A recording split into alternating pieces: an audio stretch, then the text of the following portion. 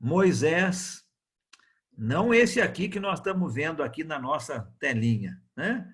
Mas o Moisés lá da época do Antigo Testamento. Davi, Elias, Daniel, Jesus, seus discípulos, né? Então, nós temos vários exemplos de jejum na palavra de Deus. O jejum tinha o seu lugar na vida da igreja, com certeza tinha o seu lugar.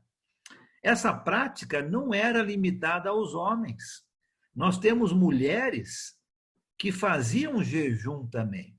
Por exemplo, Ana, a mãe de Samuel, jejuava. Ana, a profetisa, lá na época de Jesus, quando ele era menino, jejuava. Então, essa prática é para homens e mulheres. Existem alguns tipos diferentes de jejum. Por exemplo, existe o jejum que a gente chama de normal. O que seria isto? É o jejum de todo tipo de comida, mas não de água. Então, você faz um jejum de comida, mas não de água. Esse é o jejum chamado normal. Existe o jejum absoluto, que você vai fazer jejum de comida e de água. Absoluto. E tem o jejum parcial, que você vai restringir algum tipo de comida da sua dieta. Mas tem que ser feito como falamos. Você vai deixar de fazer algo para passar esse tempo em adoração a Deus. Então, vamos pensar no jejum normal, tá? Todo tipo de comida, mas não de água. Vamos supor que você queira fazer esse jejum no almoço. Então, no seu almoço, você não vai comer, mas você pode tomar água. O tempo que você levaria no seu almoço, você vai então estar adorando a Deus. Né? Não é simplesmente para deixar de comer para emagrecer. Apesar de que nós falamos que é uma boa razão, né, para se fazer jejum. Mas não é isso que estamos falando agora. Vamos ver agora com relação à parte de adoração. Então, você vai deixar de comer um almoço e aquele período do almoço você vai estar adorando a Deus. Né? Vamos supor que seja o jejum absoluto. Então, você vai falar, olha, hoje eu não vou nem almoçar, nem jantar, e durante todo esse período eu não vou nem tomar líquido. Então, nos períodos que você estaria almoçando ou jantando, você vai dedicar este período em adoração a Deus. O jejum parcial, olha, eu vou deixar de comer arroz com feijão. As outras coisas eu posso comer, mas o arroz com feijão eu vou deixar de comer. Mas tem que ser uma coisa que você gosta, né? Não pode ser como eu, por exemplo, meus irmãos aqui de Campinas já sabem que eu não gosto de goiaba. Então não adianta eu fazer um jejum de goiaba. Não adianta nada. Eu não estou sacrificando nada, né? É alguma coisa que você gosta, que te dá prazer, não é? Então, por isso que eu falei, chocolate, né? Café, alguns vão ficar bravos comigo aí agora, né? Chocolate, café, pizza, né? Um doce, né? Então, alguma coisa que você gosta e você não vai comer aquilo. Ó, tudo menos pizza. Tudo menos pizza, né? Se for pizza de goiaba, pode. Né? Aí você vai parar de comer aquilo e no momento que você normalmente comeria aquilo, você vai passar esse momento em adoração a Deus. Tá? Então, o jejum é isto, não é? Você deixa de fazer uma coisa normal e vai passar aquele tempo em adoração a Deus. E existem razões que nós vemos na palavra de Deus para jejuar. Eu vou dar alguns exemplos aqui, com certeza você pode pensar em outros, mas para santidade pessoal, para disciplinar o nosso corpo, tirar o orgulho do nosso coração, né? Ah, naquele momento que eu vou fazer o jejum, eu estou pensando em melhorar a minha vida. Eu não quero mais cometer aquele pecado, não é? Eu quero ser uma pessoa melhor. Então, eu escolho um período ou vários períodos e naquele momento eu passo em oração, adorando a Deus, pedindo que Deus me ajude a ser uma pessoa melhor. Então, existe esta razão. Uma outra razão que nós vemos aqui na palavra de Deus é para ser ouvido por Deus. Não é? Lembra aquela ideia que o judeu tinha de que se ele fizesse jejum, Deus iria prestar muito mais atenção nele? Não é esta a ideia, porque o judeu estava achando que era tudo voltado para ele. Ele queria chamar a atenção dos outros.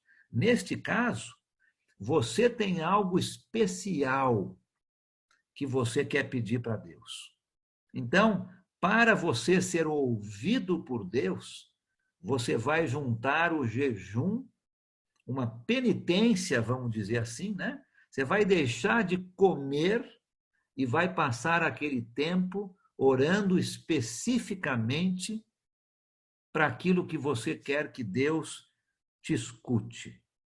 Uma outra razão que nós vemos é antes de decisões importantes. Quantos de nós aqui jejuamos antes de uma entrevista de trabalho? Orar, a gente lembra, né? Mas associar jejum, acho que muito poucos. Uma mudança de cidade.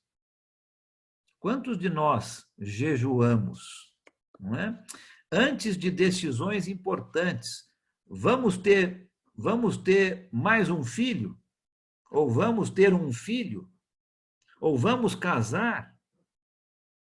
Jejum antes de decisões importantes. Outra razão era em tempos de dificuldade. Nós já falamos aqui, né? Antes de uma guerra, por exemplo, doenças. Quantos de nós, não precisa levantar a mão, tá? Porque é entre o indivíduo e Deus. Mas quantos de nós estamos jejuando nessa pandemia? Para que Deus acabe com essa pandemia. Em tempos de dificuldade. Existem várias razões para se jejuar. Mas lembra, é entre você e Deus. Ninguém precisa ficar sabendo. Não é para despentear o cabelo, passar aquele negócio no rosto. É entre você e Deus. Deus está vendo você. Né? Ache alguma coisa que você gosta, que vai te fazer falta, retira aquilo e passe aquele tempo em adoração a Deus. Este é o jejum bíblico, pela razão que você achar que você precisa. Você pode também escolher um tempo, né? Olha, por uma semana eu não vou almoçar. Então, durante aqueles 7 dias, você vai passar aquele tempo em adoração a Deus. Ou você pode também falar, olha, eu vou deixar de tomar café até que eu consiga vencer esse vício. Não o vício do café, né? Outro vício, né? Eu vou deixar de tomar café até eu conseguir vencer esse vício. E toda vez que eu pensar em tomar um café, eu vou parar e vou estar em oração a Deus, pedindo que Ele me ajude com esta minha dificuldade. É uma coisa muito pessoal, né? Não tem um tempo certo, não tem um tipo de comida certa, mas tem que ser algo que vai fazer falta. Tem que ser algo que você vai estar realmente pensando. Não é? É um exercício de autodisciplina. Em vez de fazer aquilo, eu vou estar adorando a Deus. Muitas pessoas têm me perguntado se eu posso fazer jejum com outras coisas que não seja comida. É uma pergunta interessante, né? Porque eu posso deixar de fazer uma coisa que eu gosto, vamos supor um esporte, ou assistir uma coisa na TV, eu posso deixar de fazer isto e passar esse tempo em adoração a Deus? Isso seria jejum? Eu creio que não. Creio que jejum está relacionado com alimento.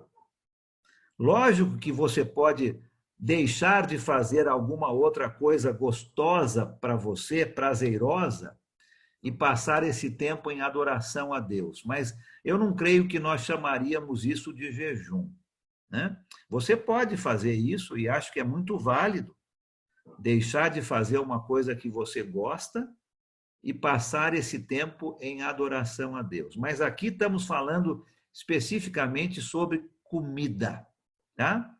E cada organismo reage de uma maneira diferente. Se você tem problema, por exemplo, com diabetes, não é muito bom você ficar muito tempo sem comer, né? Tá? Então tem que pensar na sua situação de saúde também. O que é bom para uma pessoa não é bom para outra pessoa, não é? Se você consegue ficar 2 dias inteiros sem tomar água, tem gente que não consegue. Então tem que tomar muito cuidado para não fazer uma regra para todo mundo. É você que faz a sua própria regra, né? Mas tem que ser algo que você vai retirar da sua vida e passar esse tempo em adoração a Deus. Ok? Muito bem. Vamos passar um pouquinho para frente. Depois, se tiver algum comentário, a gente faz na parte final. Capítulo 6, versículos 19 a 24. Né? Jesus vai começar a falar sobre um outro tema aqui relacionado a esse novo padrão de vida, não é? Essa nova vida do discípulo que é totalmente controlado por Deus. Versículos 19 a 21. Vamos falar sobre o tesouro verdadeiro. Alguém leia para a gente 19 a 21, por favor.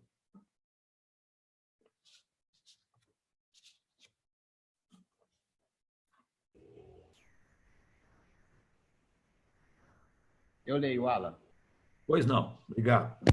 Não acumule para vocês tesouros na terra, onde a traça e a ferrugem o destrói, onde os ladrões arrombam e furtam, mas o acumulem para vocês os tesouros no céu, onde a traça e o ferrugem não destrói, e onde os ladrões não arrombam e nem furtam. Pois onde estiver o seu tesouro, aí também estará o seu coração. Os olhos são... Até o 21 mesmo, né? Só até o 21. Obrigado, Estevam. Então, vamos falar então sobre esse tesouro verdadeiro, né? Em qualquer coisa na nossa vida, é sábio comprarmos coisas que têm permanência, né? Solidez.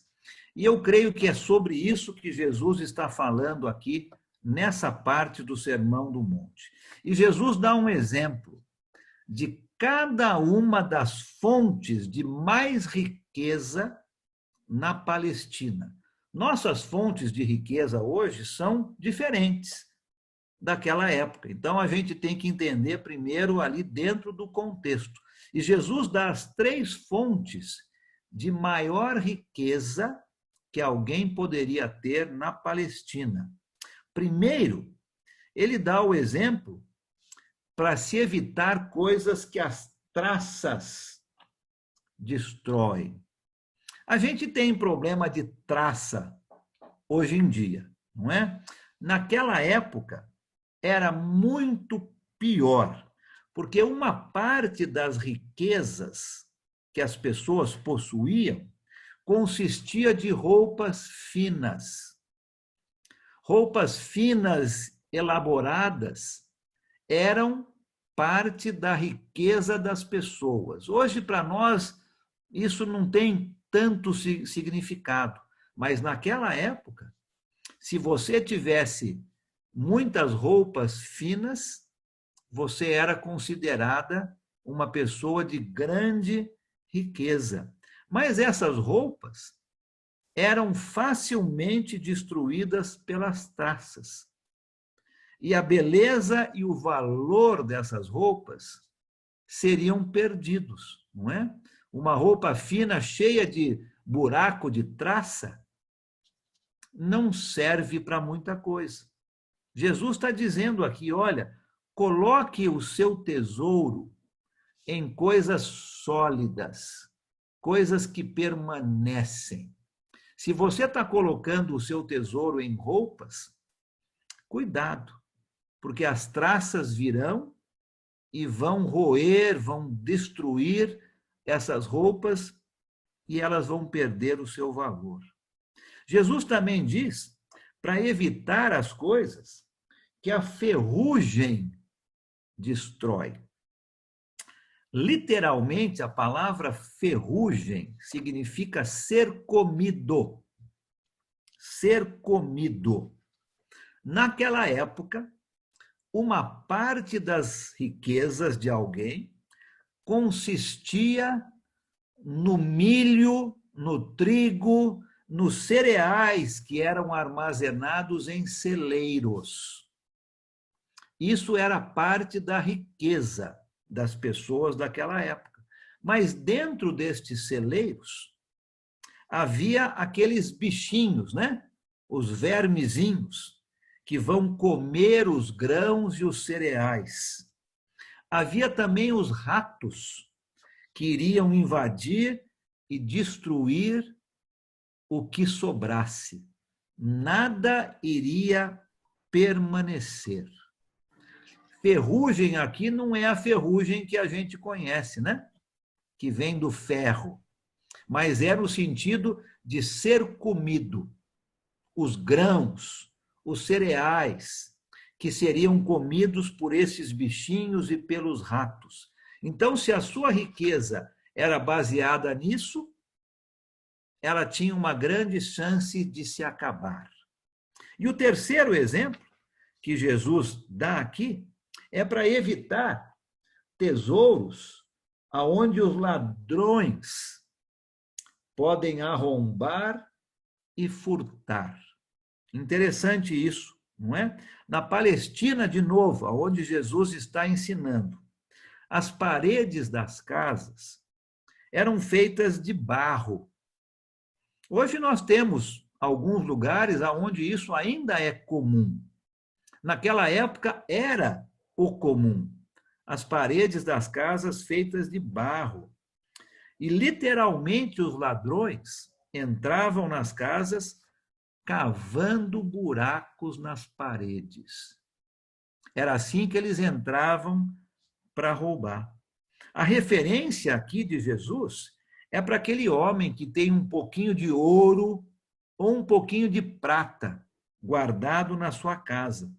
Quando ele retorna, ele encontra um buraco na parede.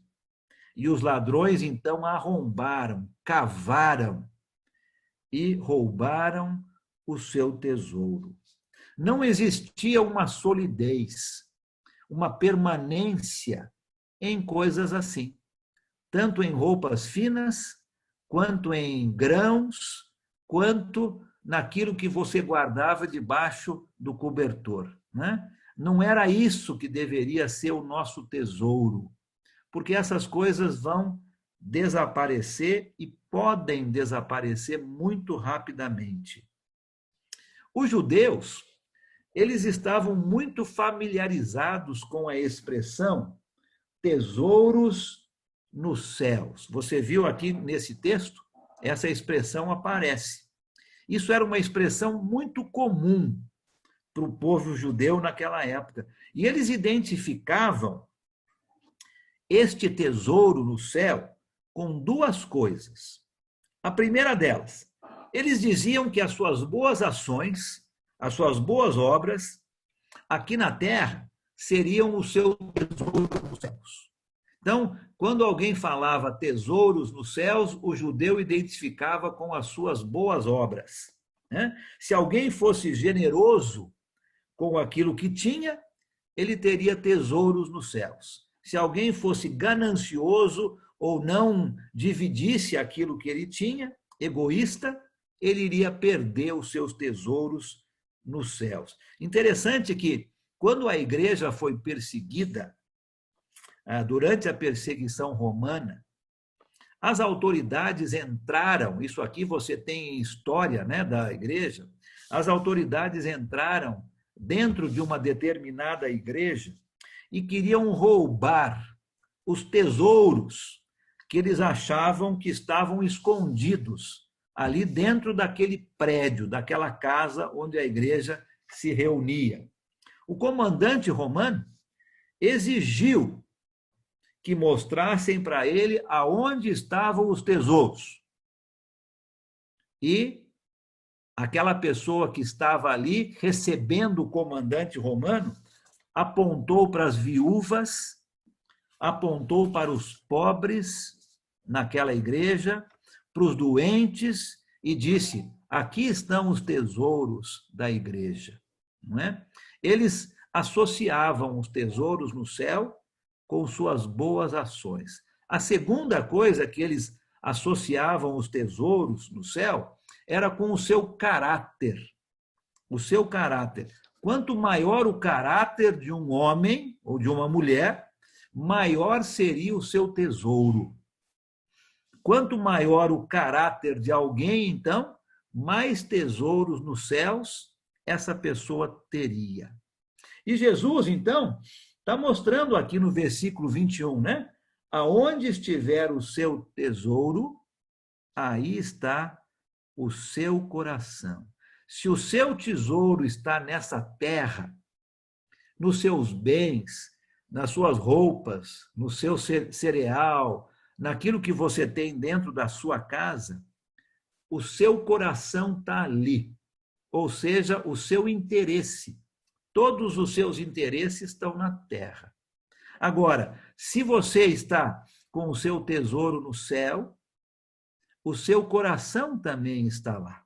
Né? As coisas do mundo não vão ter muito valor para uma pessoa que tem o seu coração com as coisas do céu. Pensa um pouco na sua vida, né? Onde é que está o seu tesouro?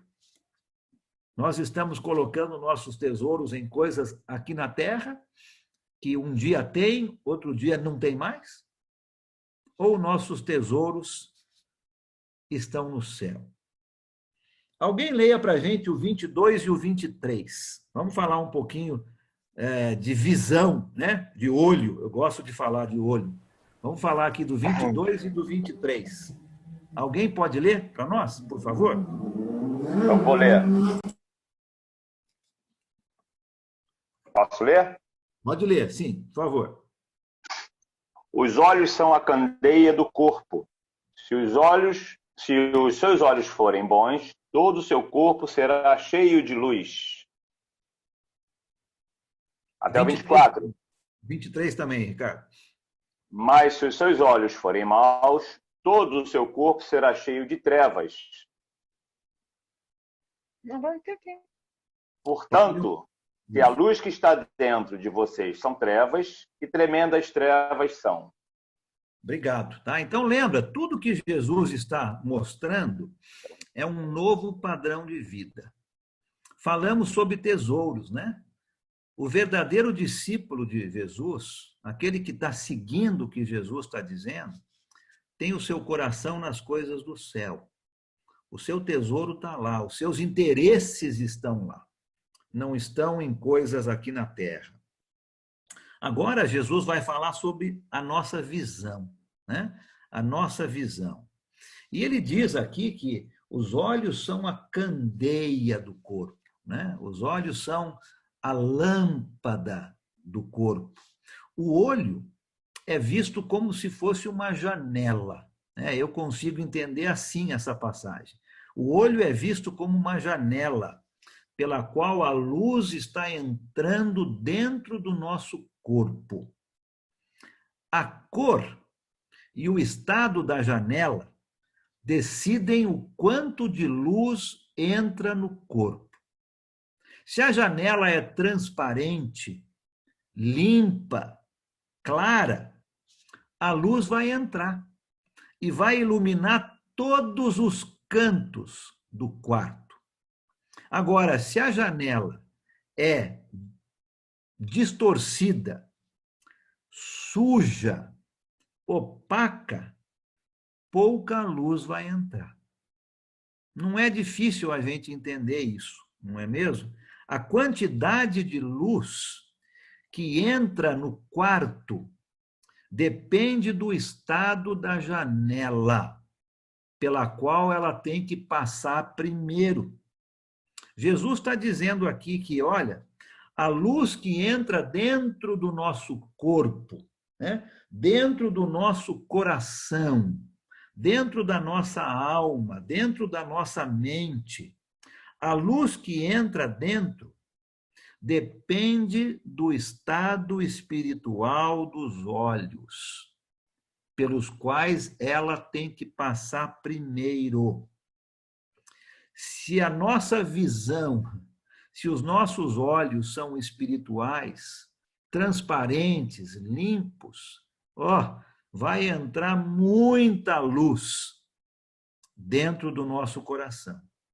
Se nossos olhos não são puros, são sujos, opacos, vai entrar pouca luz dentro do nosso coração. E existem algumas coisas que podem distorcer a nossa visão, fazer com que entre pouca luz dentro do nosso coração, né? Esses olhos maus que Jesus fala. Eu penso em alguns, você pode pensar em outros, né? Preconceito, orgulho, ciúmes, são coisas que fazem com que a nossa visão seja distorcida, suja, entra menos luz dentro do nosso coração, né? Essa palavrinha traduzida por bons na nossa língua é a palavrinha que quer dizer generoso. Então, olha lá o versículo 22, né? Se os seus olhos forem bons, se seus olhos forem generosos,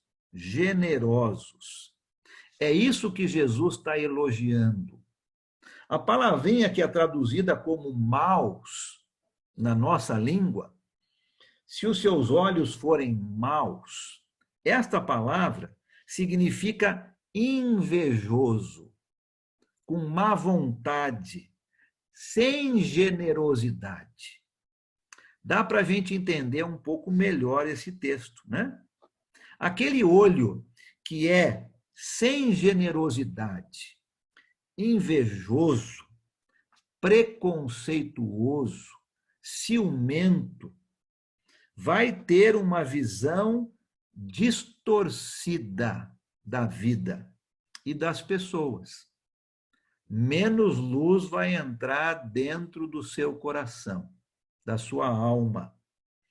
Aquele olho que é generoso, bondoso, vai fazer com que muita luz entre dentro do seu coração, da sua alma. E olha, gente, isso é tão real que não existe nada como a inveja e a falta da generosidade para distorcer a nossa visão da vida e das pessoas, não é mesmo? Depende de como estão nossos olhos. Se eles são transparentes, limpos, ou distorcidos e sujos. O novo padrão de vida que Jesus está ensinando é esse. Eu tenho que ter uma visão generosa das pessoas. Eu tenho que ter uma visão transparente, clara, boa, para que mais luz entre dentro da minha vida e ilumine a minha vida. Se a luz que está dentro de mim são trevas, que tremendas trevas são. Um olho ganancioso, invejoso, sem generosidade, vai distorcer muito a visão correta das pessoas. Versículo 24. Vamos ler ele para terminar essa parte aqui. Quem pode ler só o 24?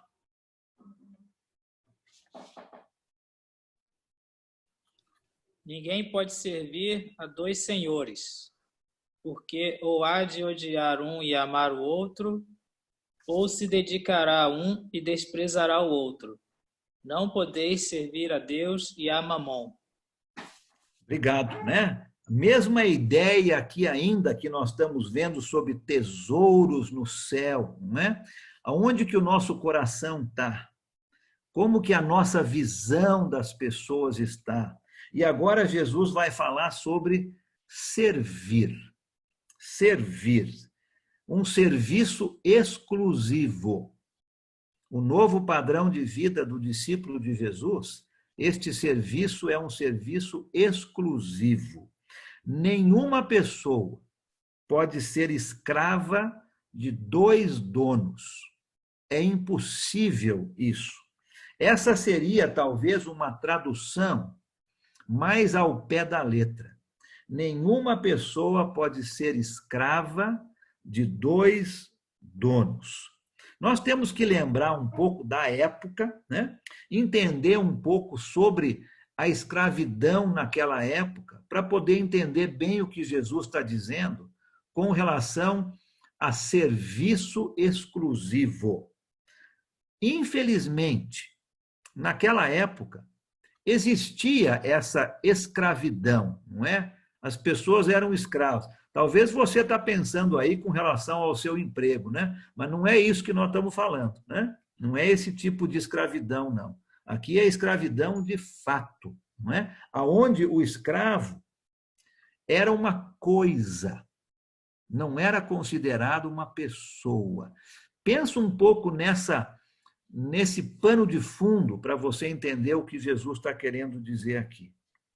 O escravo não possuía direitos nenhum. O seu dono poderia fazer com ele o que o dono quisesse. Poderia ser vendido, castigado, jogado fora e até mesmo morto, se o dono quisesse. A segunda coisa sobre a escravidão era que o escravo não tinha tempo para ele mesmo, não tinha tempo para si. Todos os momentos da sua vida eram do seu dono, todos. Hoje nós temos algumas horas de trabalho e outras horas que são nossas, para fazermos o que quiser com elas. O escravo não tinha isso. 24 horas por dia, as suas horas eram dedicadas ao seu dono. Ele tinha que estar ao dispor, à disposição, todas as horas. Pensa nesse pano de fundo e pensa no que Jesus está ensinando aqui para você e para mim com relação a esse novo padrão de vida. Um serviço exclusivo. Da mesma forma, você e eu, nós não temos nenhum direito quando entramos para a família de Jesus. Deus é o dono das nossas vidas. Nós não temos um tempo que é nosso. Deus é dono do nosso tempo. Ninguém tira férias de ser cristão, não é? Ninguém tira férias de ser cristão, ou não deveria, né? Ser cristão exige tempo integral. Por isso que o escravo, o servo, o discípulo de Jesus, é discípulo em tempo integral. O seu dono, Deus, supre todas as suas necessidades. O escravo, naquela época, não tinha que trabalhar fora para ganhar a sua comida. O seu dono supria isso, porque ele trabalhava tempo integral para ele. Eu e você, como discípulos de Jesus, o nosso tempo é integral para Deus. Ele é o dono do meu tempo. É Ele quem manda no meu tempo.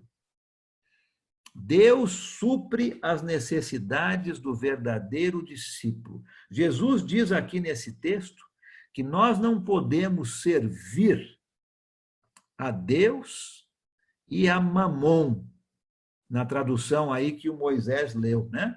Na NVI, a tradução é dinheiro.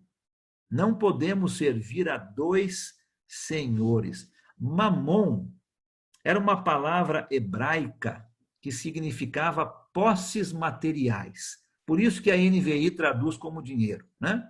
Então, é impossível servir a dois senhores. Não dá. Ou nós servimos a Deus, ou nós servimos as nossas posses materiais. O novo padrão de vida que Jesus veio ensinar está exigindo dos seus discípulos é muito simples aqui, né? Os tesouros são tesouros espirituais, não são tesouros materiais. O cristão que quer servir a Deus, mas está preso com os seus bens materiais, ele não vai conseguir. Ou ele vai odiar um e amar o outro, ou ele vai se dedicar a um e desprezar o outro. É impossível ser escravo de dois donos. Isso é uma ideia totalmente fora do normal. Um escravo pertencia a um dono, não a dois. Eu e você, como discípulos de Jesus, nós pertencemos a Deus. Nós não pertencemos a dois senhores. Não conseguimos servir a Deus e agradá-lo e servir aos bens materiais e agradá-lo. Ou a gente agrada a um e despreza o outro. Não tem como. E se tivermos dois senhores, vamos acabar agradando os bens materiais e desprezando o Senhor Deus. Não podemos agir assim. Deus exige de você e de mim uma dedicação exclusiva, um serviço exclusivo. Somos servos, escravos de um dono só. E ele exige tempo integral. Por outro lado, ele vai suprir todas as nossas necessidades, se o nosso coração estiver no lugar certo, né? Se a nossa mente estiver nas coisas espirituais. Deus vai suprir todas as nossas dificuldades. E ele termina o capítulo 6 com o texto que a gente conhece muito bem. Talvez a parte aqui do Sermão do Monte que a gente conhece mais, né? Principalmente o versículo 33, né? Busque em primeiro lugar o reino e a justiça, e as outras coisas vão ser acrescentadas. Continua com essa mesma ideia de aonde está o nosso coração. Se realmente Deus é o nosso dono, todas as outras coisas serão supridas. Nós não vamos ter necessidade de nenhuma outra coisa, não é? Se nós somos discípulos verdadeiros, nós não precisamos nos preocupar com as coisas básicas da vida, como comida, bebida e roupas. Um texto bem conhecido por nós. Alguém leia para a gente poder fazer o término dessa parte do capítulo 6, depois a gente vai abrir aí para perguntas e comentários, alguém leia do 25 ao 34. Vamos ler o final do capítulo 6 e vamos falar um pouquinho sobre preocupações. Tá? Alguém pode ler, por favor? Posso ler? Pode ler, sim. Pois não. 25. Portanto, eu lhes digo, não se preocupem com sua própria vida, quanto ao que comer ou beber, nem com seu próprio corpo, quanto ao que vestir. Não é a vida mais importante que a comida e o corpo mais importante que a roupa? Observem as aves do céu. Não semeiam, nem colhem, nem armazenam em celeiros. Contudo, o Pai Celestial as alimenta. Não têm vocês muito mais valor do que elas? Quem de vocês, por mais que se preocupe, pode acrescentar uma hora que seja a sua vida? Por que vocês se preocupam com roupas? Vejam como crescem os lírios do campo. Eles não trabalham nem tecem. Contudo, eu lhes digo que nem Salomão, em todo o seu esplendor, vestiu-se como um deles. Se Deus veste assim a erva do campo, que hoje existe e amanhã é lançada ao fogo, não vestirá muito mais a vocês, homens de pequena fé? Portanto, não se preocupem dizendo: que vamos comer, ou que vamos beber, ou que vamos vestir, pois os pagãos é que correm atrás dessas coisas. Mas o Pai Celestial sabe que vocês precisam delas. Busquem, pois, em primeiro lugar o reino de Deus e a sua justiça, e todas essas coisas lhes serão acrescentadas. Portanto, não se preocupem com o amanhã, pois o amanhã trará as suas próprias preocupações. Basta a cada dia o seu próprio mal. Obrigado. Então, com essa mesma ideia, vamos falar um pouquinho sobre preocupações. Nesses 10 versículos que acabamos de ler, terminando aqui o capítulo 6, Jesus vai mostrar alguns argumentos e defesas contra a preocupação. Jesus vai mostrar aqui que nós não devemos nos preocupar. Difícil, né? Difícil, não é? Alguém uma vez falou: para que orar se eu posso me preocupar? Devia ser ao contrário, né? Mas muitas pessoas agem assim, né? Para que orar se eu posso me preocupar? E a palavra preocupação vem da palavra ocupação, né? Nós estamos ocupados antes do necessário. E Jesus vai mostrar aqui para você e para mim que nós não deveríamos ser pessoas assim. E ele usa nesse texto alguns argumentos. Por exemplo, ele começa mostrando no versículo 25 que se Deus nos deu a vida, ele vai com certeza nos dar o alimento para sustentar essa vida. Se ele já fez o mais difícil, né? Nos dando a vida, ele vai nos dar o que precisamos para sustentar essa vida. Se ele nos deu corpos, com certeza, ele vai nos dar roupas para vestir estes corpos. Então, o primeiro argumento que Jesus mostra aqui é este. Se Deus já nos deu a vida, com certeza nós podemos confiar nele para nos dar as coisas que são necessárias para sustentar essa vida. Comida, bebida e roupa. O segundo ponto que eu vejo aqui que Jesus mostra, no versículo 26, por exemplo, ele fala sobre os pássaros, né? Sobre as aves. Eu não sei, porque eu não sou pássaro. Acho que você também não é, né? Mas eu não vejo o pássaro preocupado, né? Eu não vejo o pássaro ficando com dor de cabeça. Pode ser que ele tenha lá, mas a gente não vê um pássaro assim, não é? Não existe preocupação na vida do pássaro. Eles não semeiam, eles não colhem, eles não armazenam, mas a vida deles continua. O ponto aqui que Jesus está dando Não é que pássaros não trabalham. Pássaros trabalham bastante. Uma vez eu tive a grande bênção de ver poxa vida, esqueci o nome desse pássaro, um passarinho azul. João de Não, Não? não é João de Barro. Um passarinho com uma cor azulada. Sanhaço. Sanhaço, é isso? Isso. Ou então azulão. Uma vez eu vi um sanhaço aqui na árvore, aqui no quintal da minha casa, fazendo um ninho. E olha, quanto trabalho, incansável. Então, o ponto de Jesus aqui não é que os pássaros não trabalham. Eles trabalham bastante, mas o ponto é que eles não se preocupam.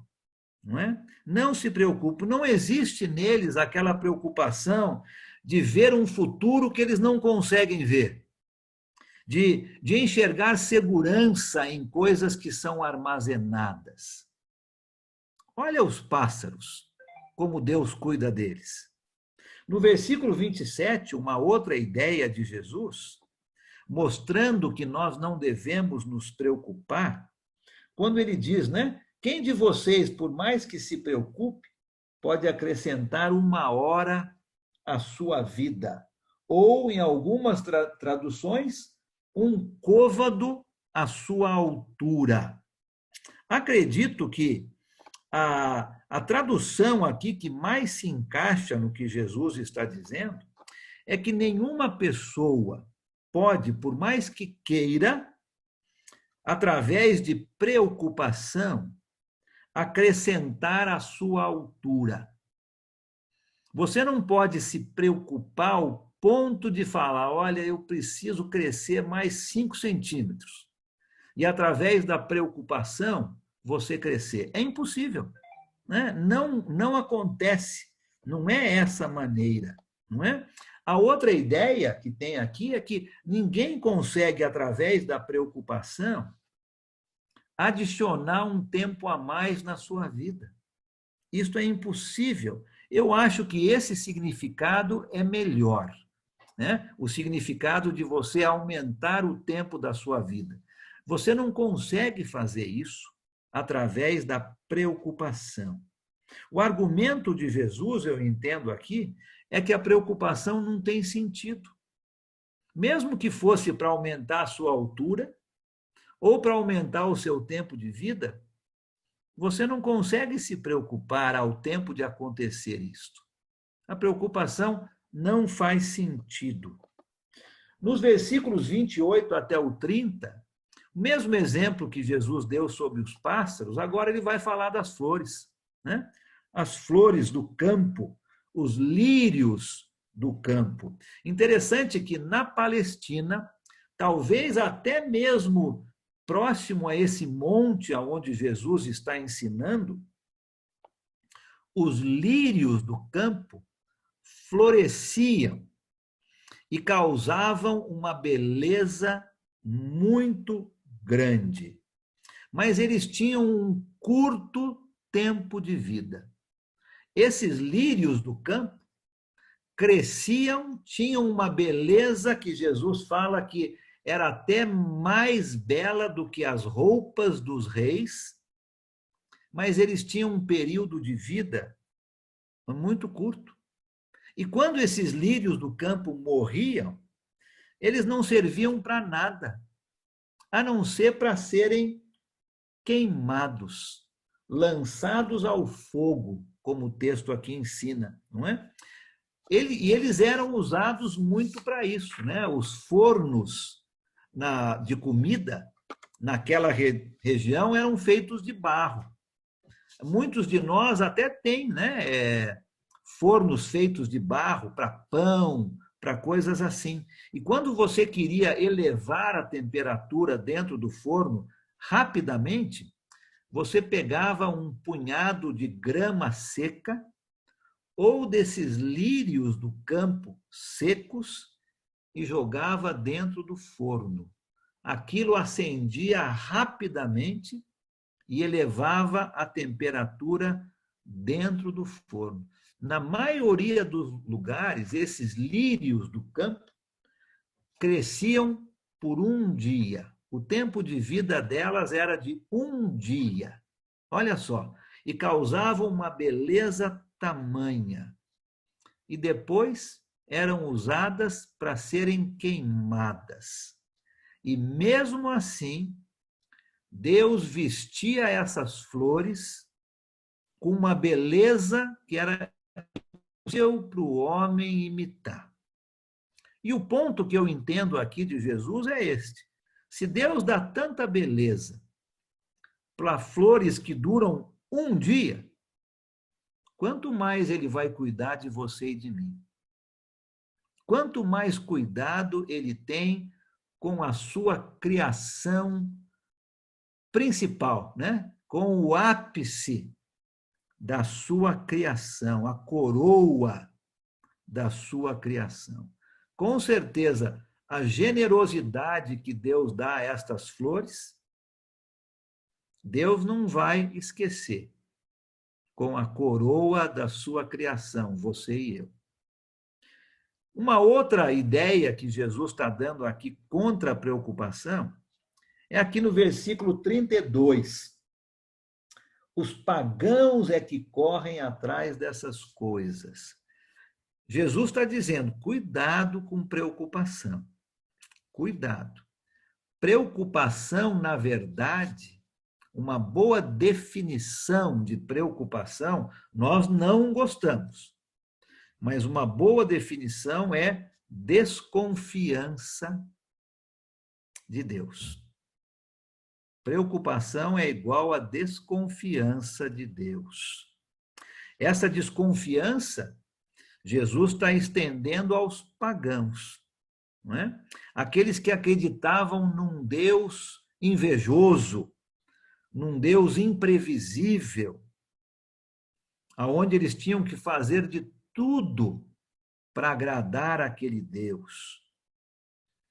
O nosso Deus não é assim, né? O nosso Deus nos dá tantas coisas de presente. Nós, como discípulos de Jesus, nós não precisamos nos preocupar. Os pagãos é que correm atrás dessas coisas. Eles é que se preocupam, porque o Deus que eles servem é um Deus invejoso, cruel, muitas vezes que mandava coisas contra eles. O nosso Deus não é assim, né? E Jesus termina esse texto mostrando duas maneiras de derrotar a preocupação. E é isso que eu quero ver com vocês aqui. A primeira delas está no versículo 33. A primeira maneira de derrotar a preocupação é buscar, é se concentrar, é priorizar o reino de Deus. Se nós estamos concentrando em coisas do reino, em fazer a vontade de Deus, nós vamos ter muito menos preocupação. Quer derrotar a preocupação, quer acabar com a preocupação, se concentre, priorize as coisas do reino, fazer e aceitar a vontade de Deus na sua vida. E a segunda é o versículo 34, difícil de fazer, né? Por isso que temos tanta preocupação. É aquela arte de viver um dia de cada vez. Um dia de cada vez. Se cada dia fosse vivido da maneira como ele vem, nós teríamos menos preocupações. Jesus não está dizendo que nós não devemos planejar, mas Jesus está dizendo que muitas vezes nós pensamos no amanhã sem termos ideia do que vai acontecer conosco hoje, né? O que adianta eu me preocupar com o amanhã se eu nem sei se eu vou estar aqui vivo? Se preocupe com o seu dia, não é? Viva um dia de cada vez. Vamos tratar as coisas à medida que elas chegam, sem nos preocupar com o que pode acontecer lá no futuro. Nós nem sabemos se nós vamos estar lá, não é? Então, quer derrotar a preocupação? Se concentre nas coisas do reino. Se concentre em fazer e aceitar a vontade de Deus. E aprenda essa arte de viver um dia de cada vez. Existe muito mais na vida do que comida ou roupa. São coisas, com certeza, necessárias. Mas nossas necessidades espirituais são muito mais importantes. E Deus sabe. E Ele vai tomar conta dessas nossas necessidades básicas se nós colocamos o seu reino em primeiro lugar. Da mesma maneira que Deus toma conta das aves, que Deus toma conta das flores do campo, Deus vai tomar conta de você e de mim, que somos a coroa da sua criação, não é? Preocupação somente rouba o nosso tempo. Quanto tempo nós passamos imóveis, imobilizados, sem saber o que fazer, porque nos preocupamos. Creio que Jesus está nos ensinando que uma pessoa preocupada demais é uma pessoa que, na verdade, não confia em Deus. Difícil esse tipo de ensinamento, né? Mais uma vez, mostra o termômetro, o quanto nossas vidas são dependentes de Deus, o quanto Deus governa a minha vida, controla a minha vida. Se é Ele que faz isso, eu não deveria ter preocupação.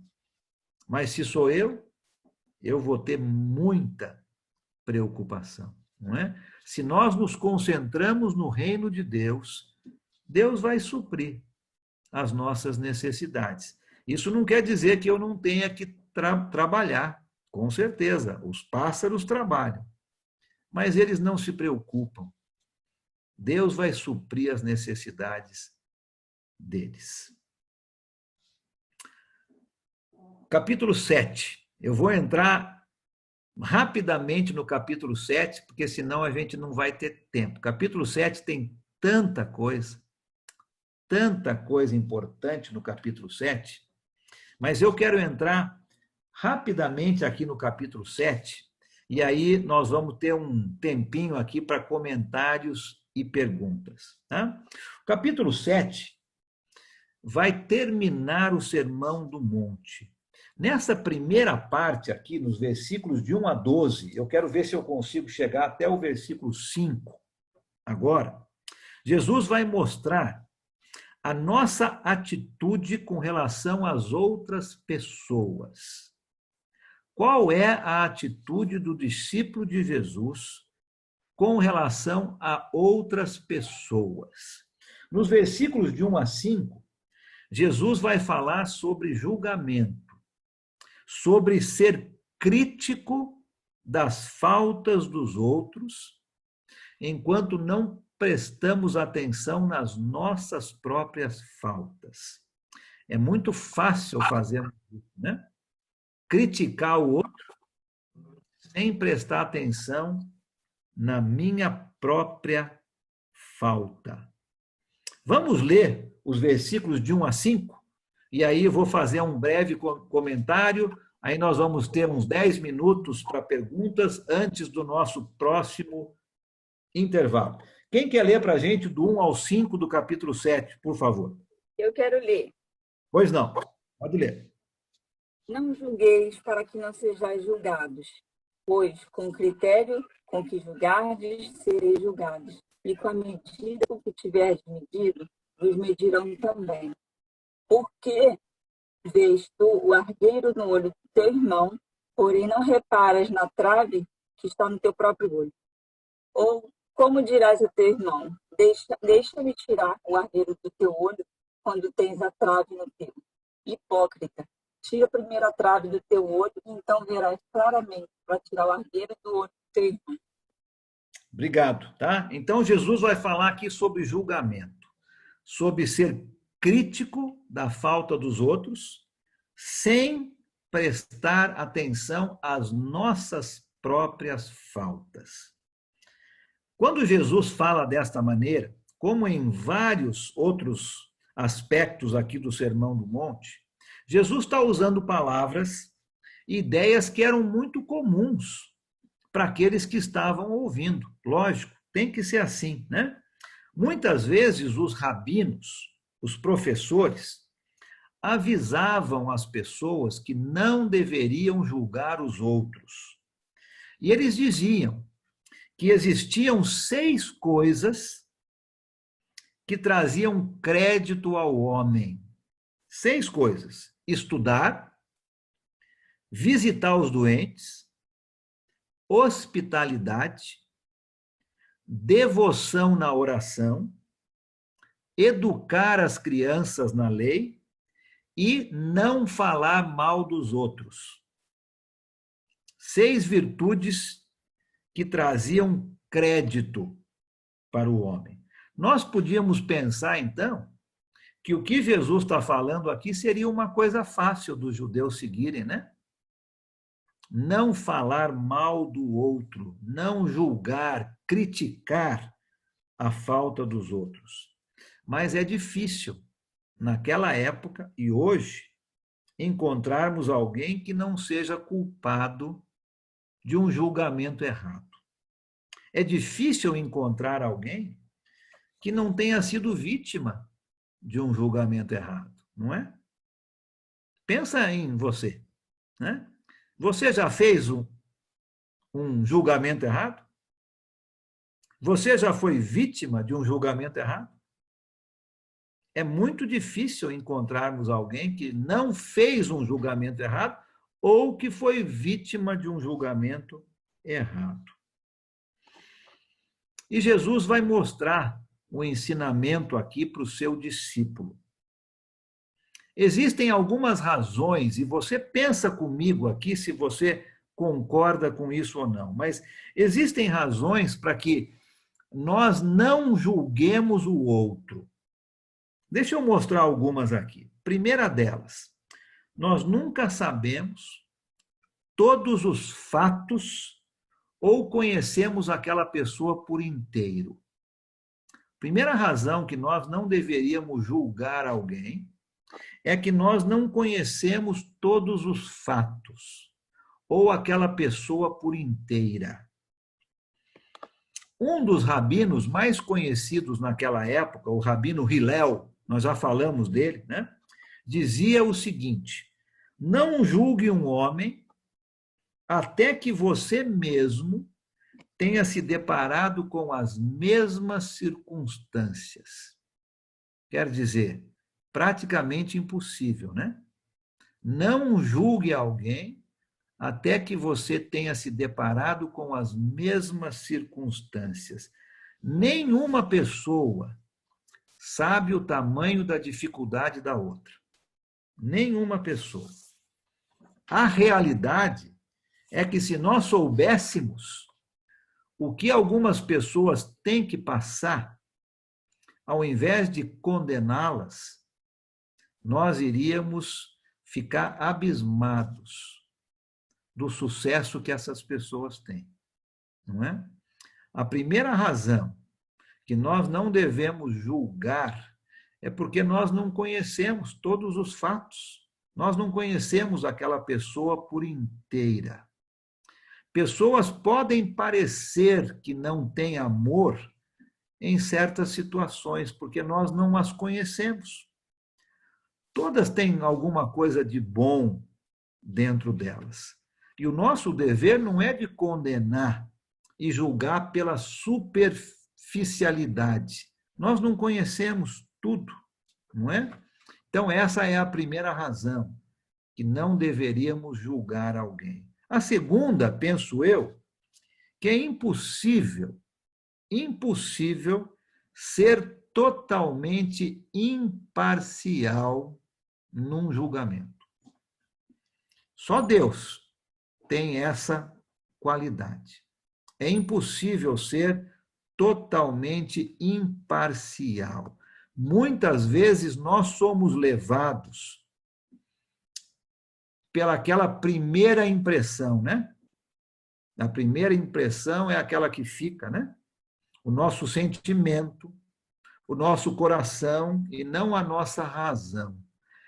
É quase impossível ser totalmente imparcial.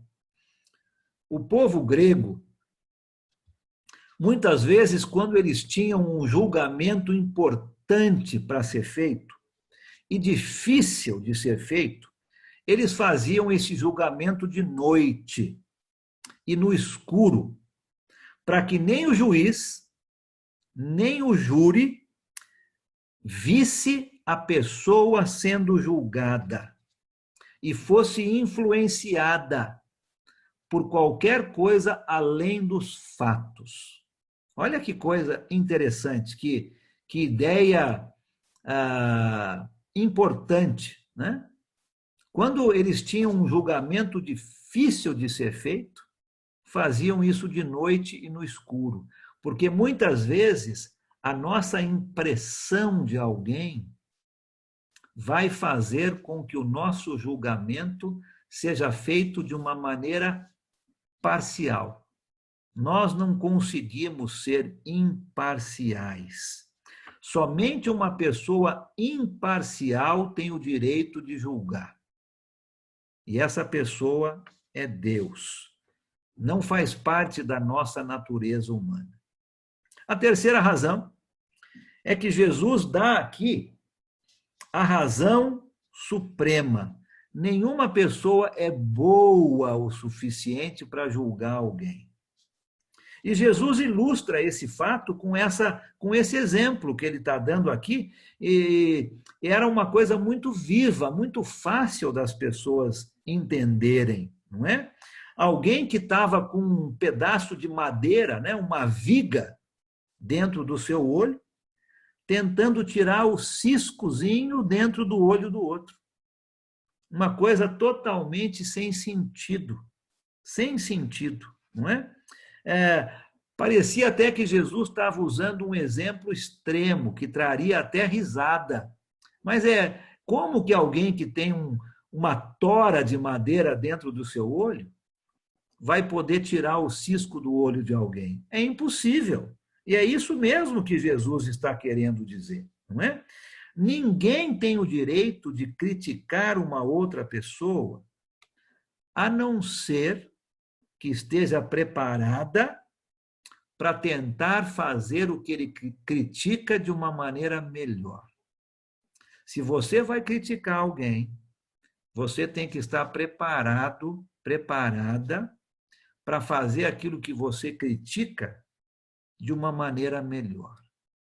E aqui eu vou dar uma aplicação. Toda a igreja, e quando eu falo igreja, eu estou falando pessoas, tá? Não é um prédio, não. Toda a igreja está cheia de pessoas que gostam de criticar. E criticam dos bancos. Aqui no Guanabara tem. Toda a igreja tem. Gosta de criticar. E criticam dos bancos ou das cadeiras, depende do que você tem lá dentro do prédio, né? Sem nunca pensar em fazer algo elas mesmas. São sempre críticos. Ah, mas o fulano podia ter feito melhor. Ah, mas olha, aquilo lá não está limpo. Ah, mas olha, são críticos. Mas nunca fazem algo para fazer melhor aquilo que criticam. O mundo está cheio de pessoas assim, né? Exigem o direito de criticar, exigem o direito de não tomar nenhuma ação. Nenhuma pessoa é boa o suficiente para criticar o outro. Se nós nos concentrássemos em nossas faltas, e deixássemos as faltas dos outros para Deus resolver, seria muito melhor, né? Pensa um pouco quando você for julgar alguém, quando eu for julgar alguém, quando nós formos criticar. Nós não temos condições de fazer isso.